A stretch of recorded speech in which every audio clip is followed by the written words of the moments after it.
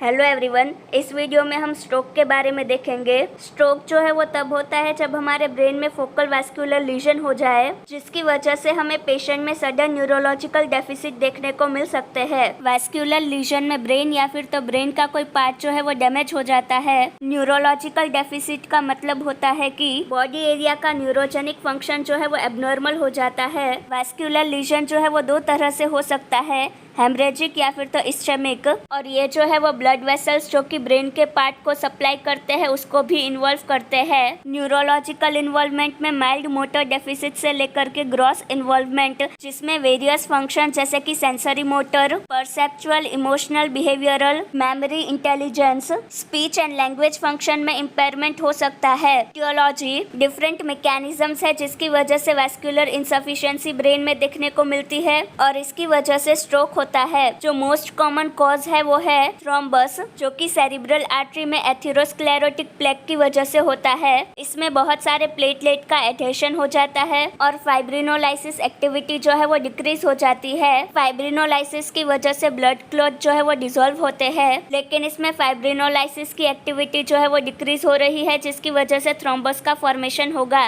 दूसरा है एम्बोलाई, जो कि फ्री फ्लोइंग बॉडीज है सेरिब्रल ब्लड स्ट्रीम में, जो कि डिसलॉज हुई होती है थ्रोम्बस से, फैट से, एयर या फिर तो टिश्यू पार्टिकल से, जो कि कहीं पर भी आर्टरी में ट्रैप हो जाती है, जिसकी वजह से सेरिब्रल सर्कुलेशन जो है वो ब्लॉक हो जाता है। हेमरेज, इसमें ब्रेन के जो ब्लड वेसल्स है वो रप्चर हो जाते हैं। हेमरेज जो है वो मैकेनिकल इंजरी की वजह से भी हो सकता है और हेमरेज की वजह से ब्रेन के जो टिश्यू है उसकी डेथ हो जाती है। हेमरेज जो है वो हाइपरटेंशन, आर्टेरियोवेनस मालफॉर्मेशन या फिर तो ट्रॉमा की वजह से हो सकता है। रिस्क फैक्टर जिसकी वजह से स्ट्रोक होने के चांसेस है वो है diabetes, high blood pressure and cardiac disorder, और ये तीनों डिसऑर्डर जो है वो इंक्रीज एज के साथ देखने को मिलते हैं। ऐसे पेशेंट जिसमें हिमेटोक्रिट काउंट जो है वो इंक्रीज रहते हैं उसमें हायर रिस्क होता है स्ट्रोक होने का। कार्डियक डिसऑर्डर जैसे कि valvular heart disease, endocarditis, arterial fibrillation या फिर तो पोस्ट कार्डियक सर्जरी पेशेंट, इसमें हायर रिस्क होता है स्ट्रोक होने का। सेकेंडरी रिस्क फैक्टर्स है स्मोकिंग,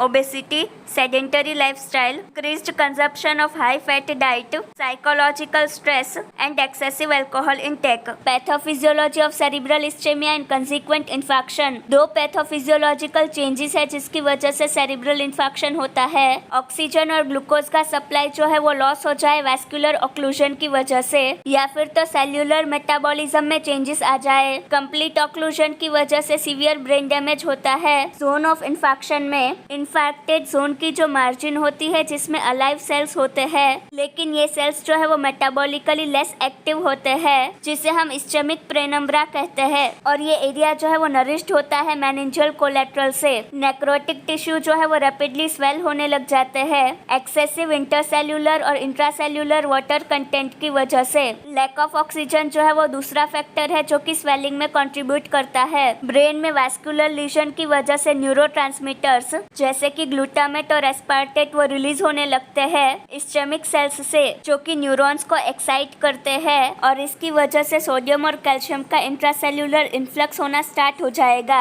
और इसकी वजह से इरिवर्सिबल सेल डैमेज होगा। रिसेंट रिसर्च में ये बताया गया है कि अगर हम ग्लूटामेट और एस्पार्टेट के एक्शन को ब्लॉक कर देते हैं नियर बाय सेल्स में, तो सेकेंडरी इन्वॉल्वमेंट सराउंडिंग सेल्स का रिड्यूस हो जाएगा। सेरिब्रल इडिमा जो है वो फ्यू मिनट्स में स्टार्ट हो जाएगा और मैक्सिमम रीच करेगा 4 डेज में और मोस्टली 3 वीक्स में डिसअपियर हो जाएगा। एडिमा की वजह से इंट्राक्रेनियल प्रेशर इंक्रीज हो जाता है और इसकी वजह से ब्रेन स्ट्रक्चर का कॉन्ट्रालेटरल या फिर तो कॉर्डल शिफ्ट होगा।